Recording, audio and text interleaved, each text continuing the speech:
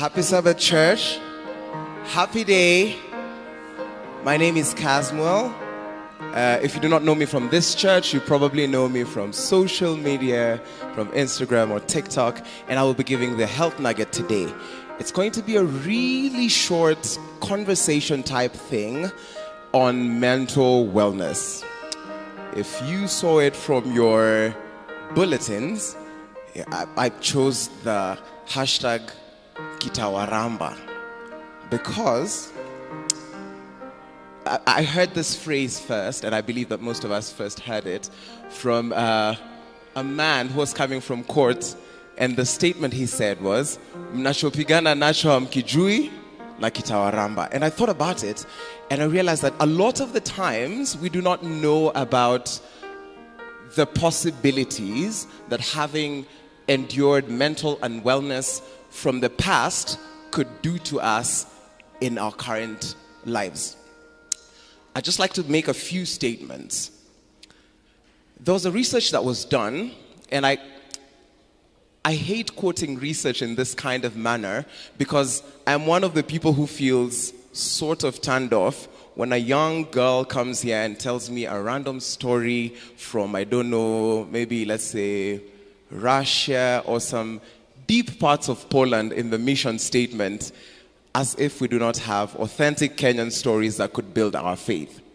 Anyways, a study was done that showed that if you interacted with your Bible once a week, let's say if you just came to church on Sabbath and you heard the sermon and it was a beautiful Sabbath for you, there was no effect in your life. If you interacted with the Bible twice a week, there was still no effect in your life. If you did it 3 times a week, you would still not notice anything.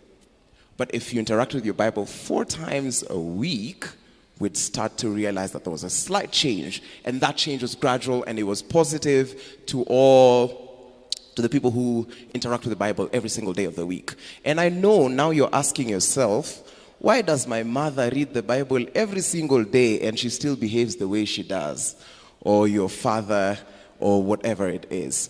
And this is where I would like to address the way we Christians approach the mental health issue, where we tell people that if you were a better Christian, if you were a better believer, if you read your Bible a bit more often, you would not be, insert your mental condition, you would not be anxious, you would not be depressed, or you would not be going through any form of mental hardship.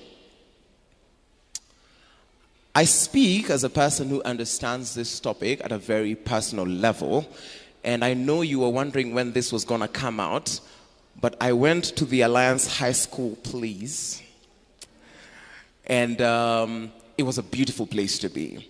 But as a young boy, it was hard for me because I was one of those really creative people, and I wanted to explore the world, and I went on about 5 suspensions. And I think the 6th one was an indefinite suspension. How many of you have ever been just out of school for suspensions? Suspensions are not necessarily a bad thing. Okay, it's really nice that all of you are healthy, you are well-adjusted teenagers, and that did not happen to you. But it happened to me. And thinking about it, if I had people who would have given me pointers in life, I think it would have turned out to be better.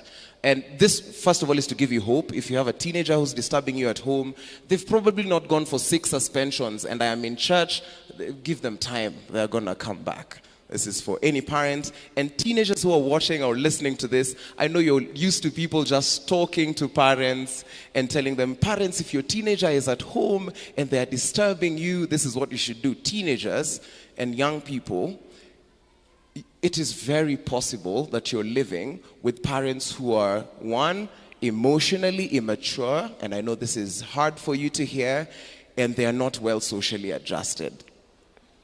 And the thing about children is children have no way of identifying a lack of emotional intimacy in the relationship with the parent.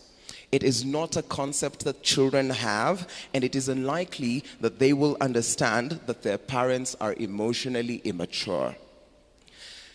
All they get is a gut feeling of emptiness, which is how a child experiences loneliness. So if you're with healthy parents, when you start to feel that feeling of emptiness, if you're with healthy parents, you go to them and you get affection. But if you're with an unhealthy parent, you might survive your childhood until you get to this point where you start falling in love, or you start socially experiencing other people, and suddenly you have shame to express your need for validation, to express your need for love and just basic affection. And this is why I was saying, a lot of the times, we think that, oh, we're just unique human beings who are going through specific things, while we refuse to look at what went on in our childhood. This is why it's very important for us as Christians to acknowledge the fact that, yes, it is very possible for you to be a Christian and for you to be depressed. It is possible for you to be a Christian and for you to be anxious. It is possible for you to be a Christian and be battling feelings of mental unwellness. Once we acknowledge that, then we move away from this cliche method of saying, that you see, when we come to church, I feel like the quote-unquote biblical therapy suggests that if you come with a burden, let's say somebody was sexually assaulted when they were a child and they've come out when they're much older, or they went through a traumatic experience. Generally in the church, you will find that they are told that now we have to go through a forgiveness journey. I want you to learn how to forgive, and I want us to walk in the biblical way. And I doubt that is healthy behavior. That is not healthy behavior. As opposed to counseling, where if a person goes for counseling, they're told, we will move at your own pace. We will not move any faster than we need to move for you to heal. Christians, if you're here, if you're young, you're an old person, I would advise you that if you're going through a traumatic experience and if you're in a period of mental unwellness, please seek professional help.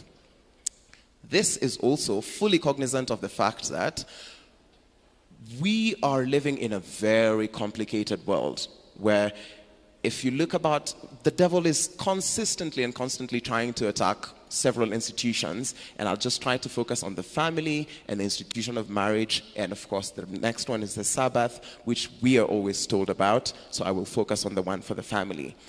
Generally, if you switch on your television nowadays, the image of the father that's depicted is he's a wasteful man, he's always a drunkard, he's inefficient, he does not know anything to do.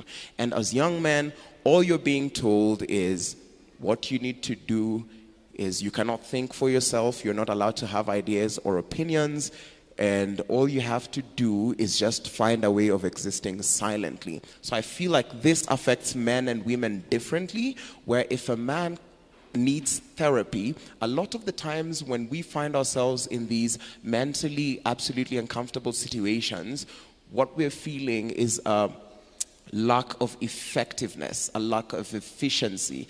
So when a man comes to you, and I feel like I've always been uncomfortable with a question where somebody asks me, how does that make you feel? Because my feelings are, of course, feedback, and they help me to understand this is what the thing could be about. But most of the times when men are down, it's usually because they feel powerless, they have no control over this particular situation, or they're falling behind in a highly competitive world. It's okay for you to be in a competitive world. The world is not fair. It's not about to be. And I feel like once we acknowledge these things, we're in a better position to realize that these are some of the things that we could do towards wellness. For women, it manifests very differently, and I feel like we've got it somehow right. And that's very laudable. And even the way they communicate their feelings, the way they handle their issues, it's a thing that we could both find a way of figuring out. Because even if you look at it in the terms of communication, I would say that a feminine way, and this is not to gender communication in any way, a feminine way of communication involves feelings. So if you were to think about it in letters, it would be vowels, A, E, I, O, U. It's mostly or A, or like most of it goes like that. But masculine communication is more consonant. So it's highly effective. This is what I'm saying. This is what I mean. It's direct, no room for your emotions. It is not good to have only one. If you can find a blend of you healthily communicating your feelings and you not taking away from the fact of the matter, then we get better adjusted to be better people. As young people, I feel like we've lived a life, and this is an expectation that society has upon us, where we've never made a single decision for ourselves. Your parents decided what daycare you would go to. Your parents decided what primary schools you would go to, what high school you would go to, and what you would wear, what you would eat, and what you would study. Goes on to campus, and then suddenly they ask you to make the first single biggest decision that you've been trusted with is who you're going to marry. Which I think is absolutely crazy, because I have not made a single decision in my life, not my finances, but suddenly I need to know who I want to spend the rest of my life with. If you're in that phase of your life, I would say take it easy, just socialize. And if I were just to wrap this up, part of the things that stress us out are finances, our relationships with both God and man. If we sort those out and our Maslow's needs, those usually get really easy to come by.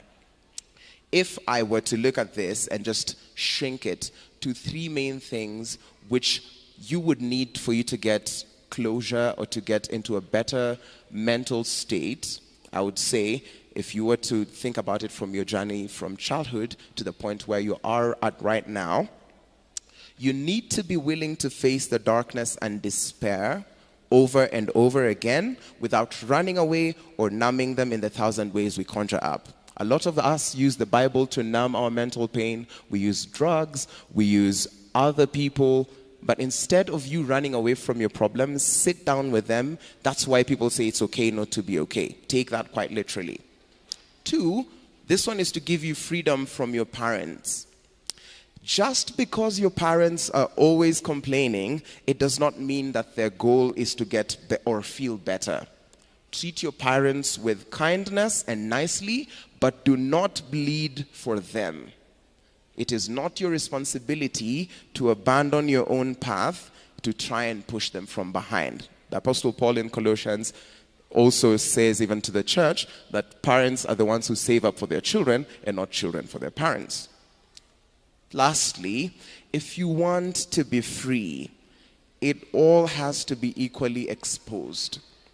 Your darkness and your light. If you're closed up, no matter how much pain the exposure creates or how much you try to hide it, if you do not allow yourself to be exposed, you cannot attain true freedom. So I hope that this morning you found some tools that would help you to cope with your mental health, and that you will be a mentally better person by knowing that in openness and vulnerability, you get to be better. Thank you very much, and have a blessed Sabbath.